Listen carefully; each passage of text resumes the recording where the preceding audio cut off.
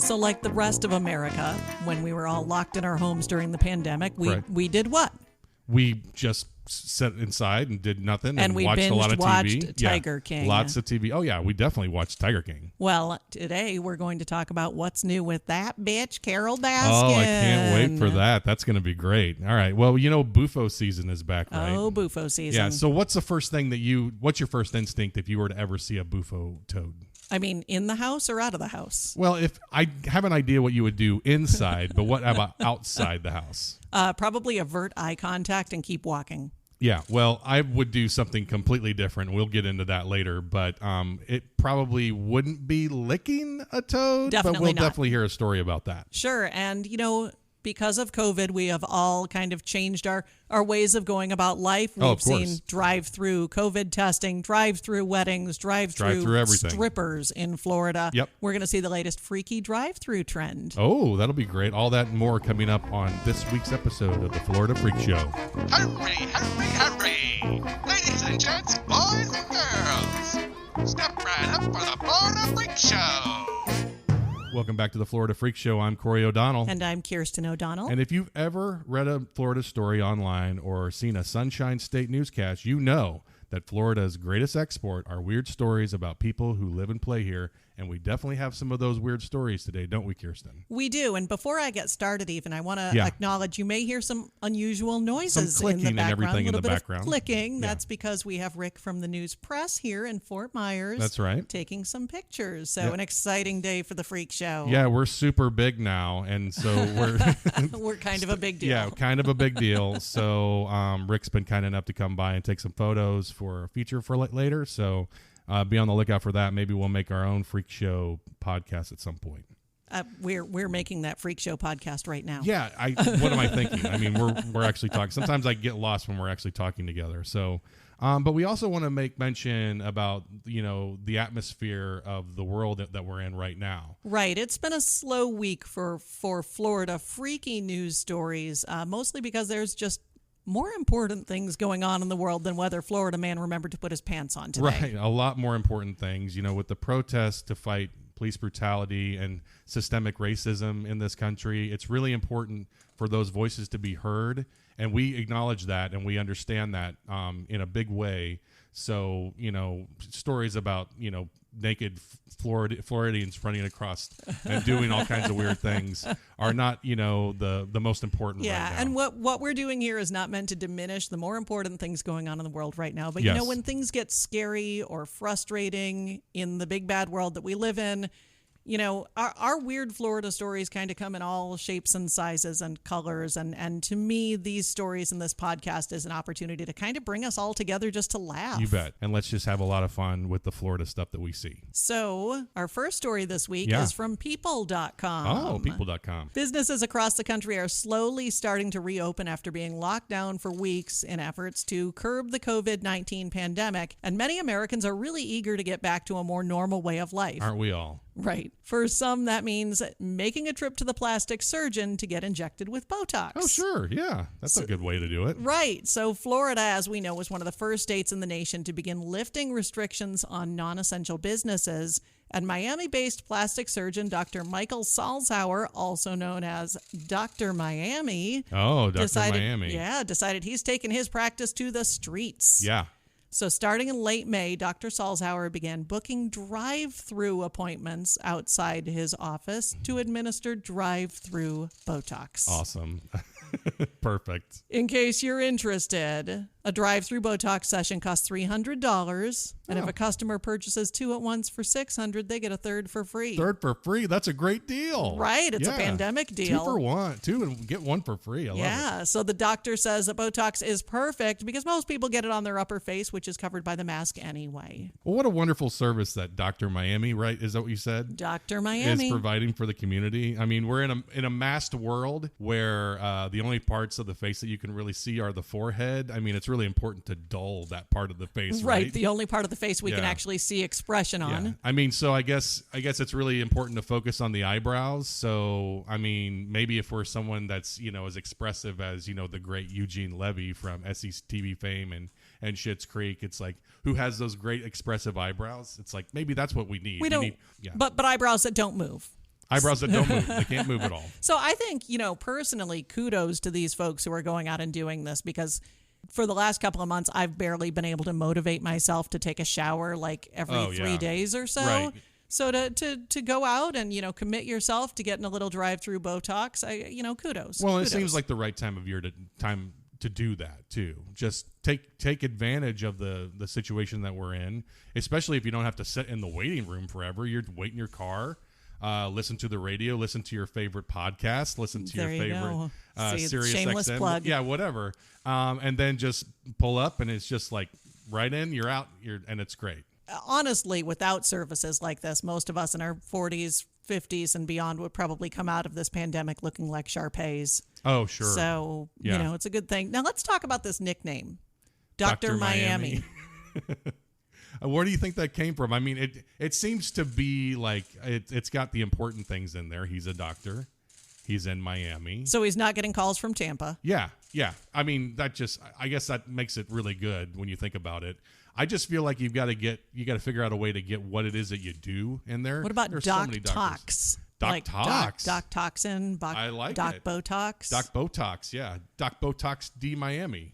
I don't know. Day Miami. I don't know. It just sounds like a bad Dan Aykroyd movie. Remember Dr. Detroit? Dr. Detroit, yeah. Let's do it. I love it. And maybe that's what he was going for. It sounds direct to Netflix to me. It does. So Washington State, as you know, has their murder hornets.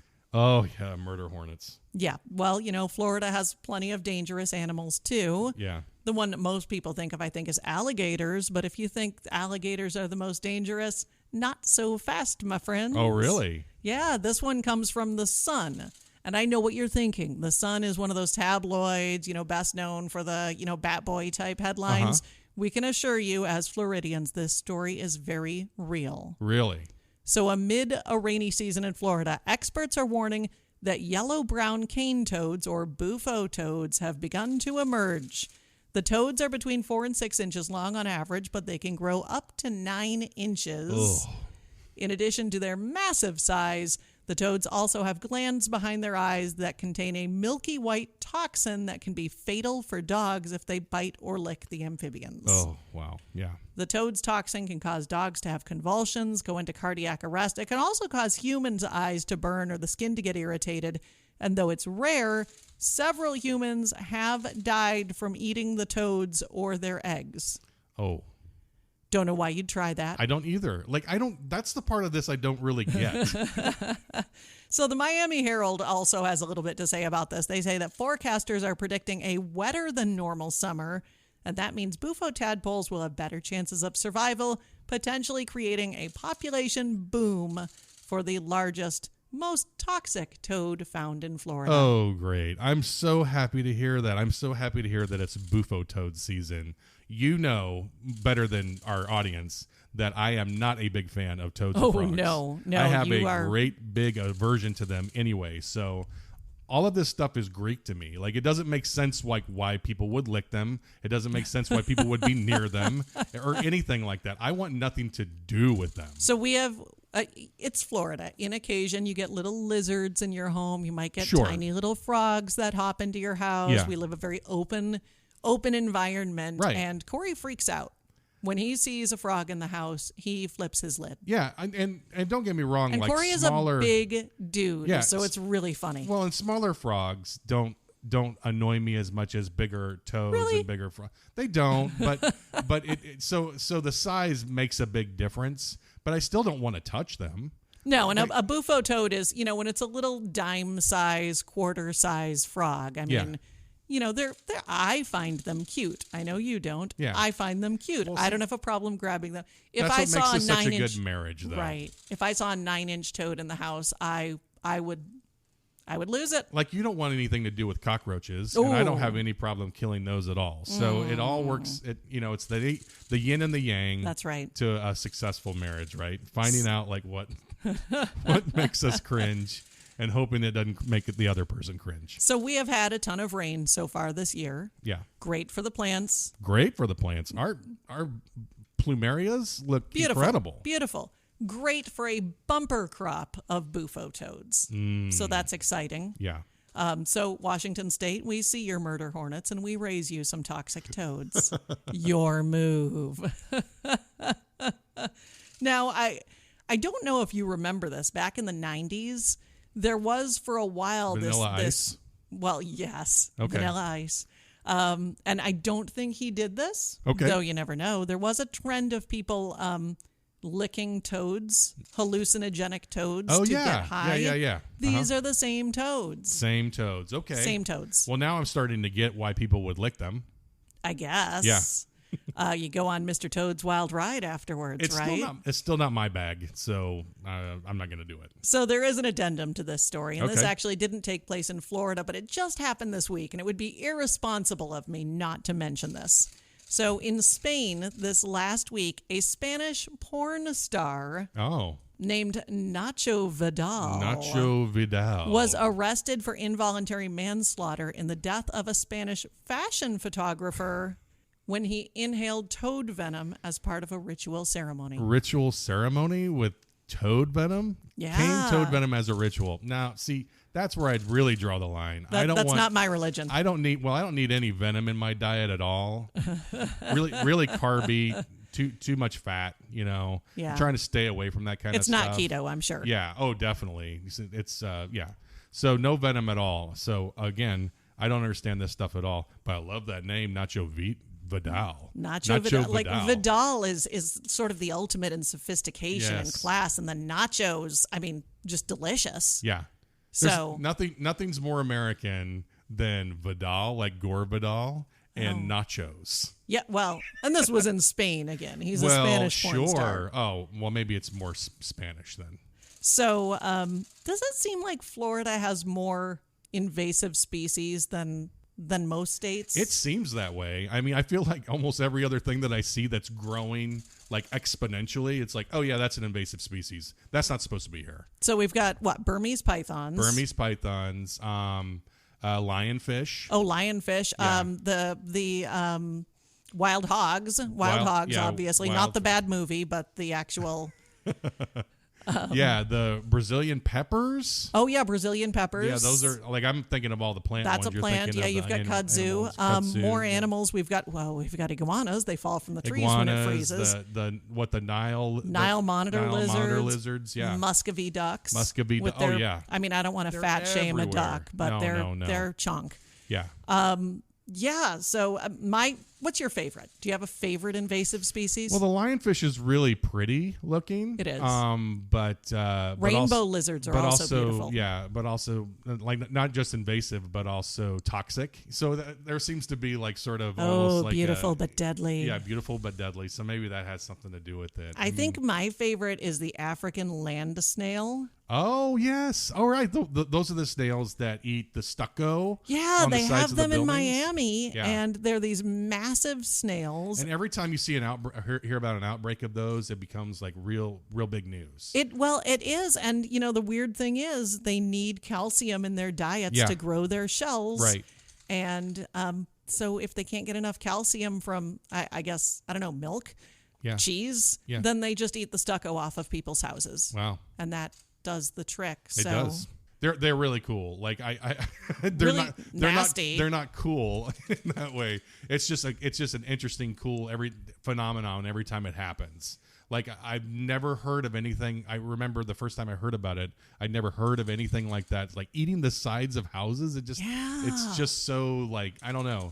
It's so Florida-y, but it's also kind of, I don't know. Right. Most invasive species, you know, the big concern is either they're eating or killing people's house pets, or they're just pooping everywhere. Right. But no, this one is eating your house, eating you out of house and home, literally. Wow.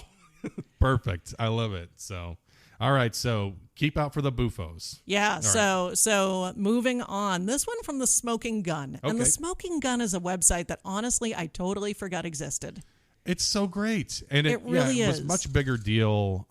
It seemed like 20 years ago. Yeah, 20 years ago. I think just because they were doing stuff that nobody was really... Right. It was the home for mugshots and weird stories and all that sort of stuff. So if you've never been, check it out. So from the Smoking Gun, not a sponsor. Nope. You're welcome for the plug. Yeah.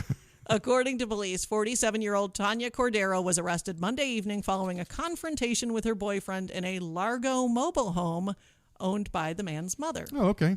The confrontation between Tanya and her boyfriend was reportedly touched off when she became upset that he closed a window in their mobile home. Well, that seems rational. Absolutely. And she reacted the same rational way we all would. Yes. Investigators allege she, quote, smashed hamburger in his face. Oh, of course. When questioned by the police, Tanya denied doing so, but her boyfriend still had hamburger in his ear upon arrival.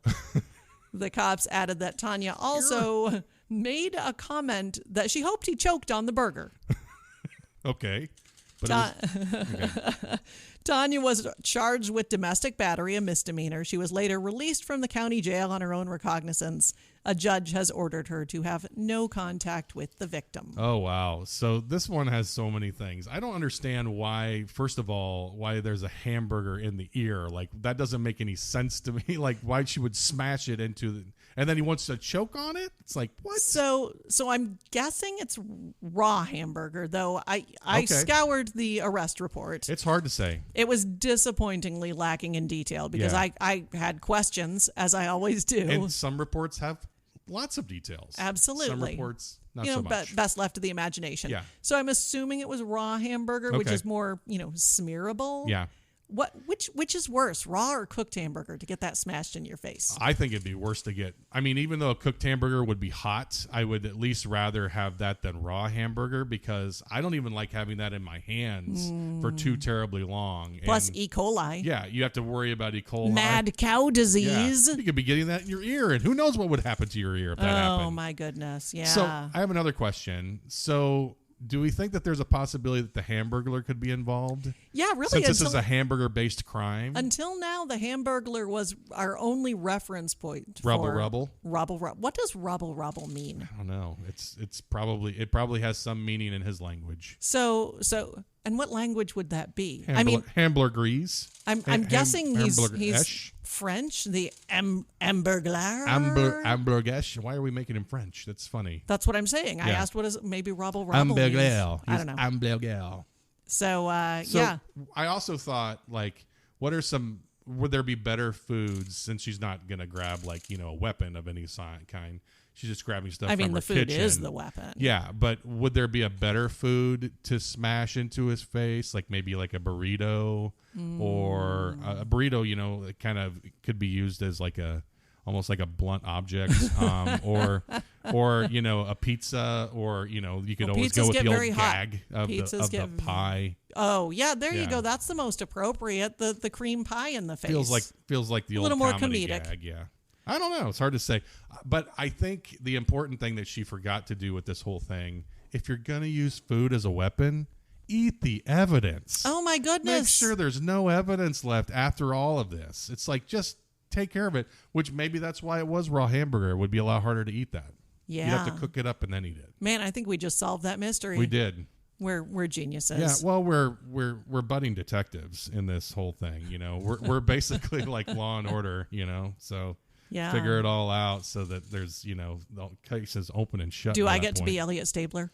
Oh, definitely. Okay. You can be Olivia. Yeah. I'm more of an Olivia anyway. So finally, we need to check in with America's favorite friend to felines, Carole Baskin. Carole Baskin. And it was a busy week for all you cool cats and kittens. So from CNN.com, Carole Baskin, of course, whose long-standing feud with Joe Exotic was chronicled in the hit Netflix docuseries The Tiger King. And if you haven't seen it, watch it. It's a must-watch for all Florida Freak fans. So Carole Baskin has been awarded the zoo once owned by her nemesis. A judge ruled in favor of Baskin in a lawsuit against Joe Exotic. The order gives Baskin control of about 16 acres of land in Garvin County, Oklahoma, that's home to the GW Zoo, an animal park which once held an array of big cats and other critters. Oh, and all kinds of other things, yeah. Yeah. Of course, Baskin owns Big Cat Rescue, an animal sanctuary in Florida, and Joe Exotic is serving a 22-year sentence in a murder-for-hire plot against Baskin, Spoiler alert. You kind of you got to get the impression that something bad happens to him, though, at the very beginning of the documentary. So last week's court decision comes as a result of a 2011 trademark infringement suit where Joe Exotic was ordered to pay her $1 million, which, of course, he did not have. Yeah. The GW Zoo was ordered to vacate the zoo land premises within 120 days and also remove all zoo animals from the land. So after all the fame that this story garnered from Netflix, Carole Baskin gets the last laugh. Right? I mean, it's just it's almost poetic in that, this documentary starts up and it just becomes like a big thing, and then all of a sudden everything bad happens, and it's just really, really awful, and then this just falls into her lap as well. Yeah, but I feel like, have you ever gotten a gift that really was just a chore? Like somebody gives you something like cooking classes, and it's like, that's very sweet of you to give me this gift. Thank you so much for this errand that you've given me. Right, but now it's an errand. Now I have to cook. Now I have to go out and do this thing that I'm, sort of on the fence about doing. Yeah, right. Right, so she has spent a decade of her life fighting against this horrible zoo in Oklahoma. And probably the last thing she wants is to own the zoo. She just wants him to stop and leave her alone. Right. Basically she's been given 16 acres of probably kind of trashy land. Right. That is now a chore for her. Right. And should I even bring up the fact that I heard I saw another story recently, just caught my attention because it happens to be about the Tiger King people. But about that one of the former owners of the GW Zoo saying that there were like dead bodies that were discovered, that he was like, there's dead bodies all over this land. Yeah, so bodies now she buried has everywhere. all this stuff to do with that. Now when you go into this, she might know what to do with a dead body, if you know what I'm saying. It's possible. Why are we talking like this? No, I mean, there is that speculation as well, which I also thought was really funny when the sheriff just comes right out and says, I think she did it. Yeah, so that's actually our next little part of the story. Yeah. There is always more to the story. Of course there is. Carole Baskin, you said she got the last laugh, but I think there's still more to happen here. Yeah. She was in the news for another reason this week, and this one was from 10 Tampa Bay. Hillsborough County Sheriff Chad Chronister has confirmed that the last will and testament of Carole Baskin's first husband was forged. Don Lewis was a millionaire who disappeared in 1997 and left his fortune to Baskin. Yeah. As we all know, Joe Exotic and others have suggested that maybe Baskin murdered her husband. Right. Of course, she denies it. Yep. Sheriff Chronister says that 2 different experts have confirmed that the signature on the will is 100% a forgery. And by the way, the sheriff has said in the past that he believes that Lewis was murdered. Yeah. He just doesn't speculate on who done it. Right. Another piece falls into place, on the mystery around that whole, shenanigans. And I mean, I don't want to speculate specifically because, I just never feel that I should ever do that sort of thing. So I can't ask you if you think she did it. Well, I mean, fed him to the tigers. So much evidence points to that, so it's hard for me to deny that. But until proven guilty, I just can't really make it. Absolutely. Make that call. But so much evidence. Right, but I wouldn't cross Carole Baskin. Oh no. Not at all. I felt bad about, I felt a little iffy about doing these stories. I'm a little anxious right now, to be perfectly honest. Carole, wherever you are, Tampa. We hope she's in Tampa. If you're listening, if you're listening, we plan to at least at some point come by and see the Big Cat Sanctuary. So. Yeah, although I've heard they may not reopen. To the public. They'll stay open. If you decide to reopen. Yeah. So set aside a couple of tickets for us. So what did we learn this week? Oh, what didn't we learn?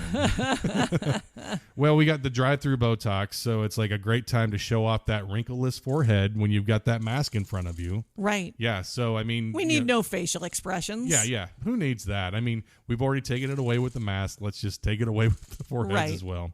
Let's see. We got Bufo Toads. If you can't lick them, then keep your dogs away from them. If you can't lick them, join them. Well, I wasn't going to say that. I was more worried about the pets getting to them or whatever. Definitely. And what about the assault with the deadly hamburger? Ooh, If you're using a burger as a deadly weapon, figure out a way to get rid of that evidence. Just make it untraceable with, maybe she's a vegetarian. Maybe that's why she didn't eat it. Yeah, or use generic condiments so that you can't say like, well, there's Heinz in her fridge, so and we found Heinz ketchup on this burger.